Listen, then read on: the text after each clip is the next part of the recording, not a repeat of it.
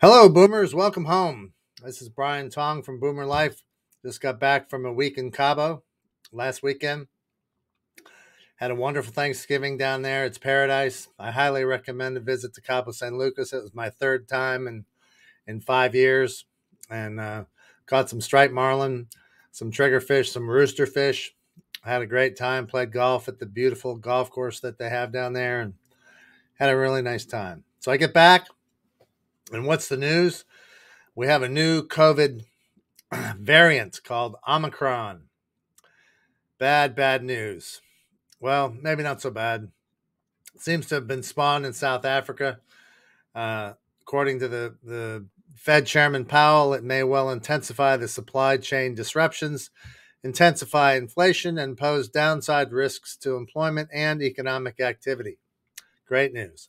More good news. Inflation rose 5% in October, fueled by higher fuel costs and rents, along with wages for those who want to work. Meanwhile, the deficit is nearing the $29 trillion mark. Who is going to foot that awesome bill? As to Omicron, it's too early to tell how it will react to vaccines and how fast it will spread. But early indications are that it's far and fast. They suspect that it's already made the trip to Canada, the UK, Australia, and Israel. So, the CDC is recommending boosters for everyone over 18 now.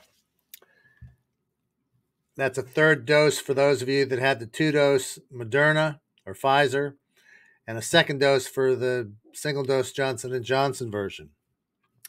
Early evidence suggests that Omicron presents an increased risk of reinfection for those who've had the virus compared to other variants, according to WHO. Great news there. If you've already had the COVID-19, guess what? You might just get it again. It's apparently too early to tell if it causes worse infections or deaths. So far, it has not been detected in the U.S.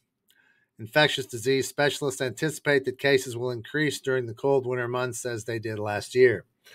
We came back from Mexico, and we had to have a negative COVID test within 72 hours of departure on our flight home if we had vaccines, and within 24 hours if we did not have vaccines.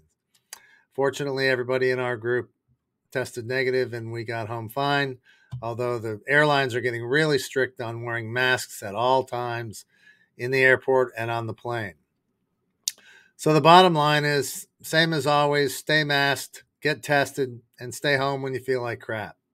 South Africa's health minister says that he expects the vaccine to still protect against severe illness and death and in people infected with Omicron. The majority of those hospitalized there are not vaccinated. As someone who has had all 3 Moderna shots and a flu shot, I feel invincible, but who really knows? So that's it for today's brief. I'm still going through my 1,400 emails that I accumulated while I was gone, but I wanted to get this out there in the world so you guys have something fresh to look at.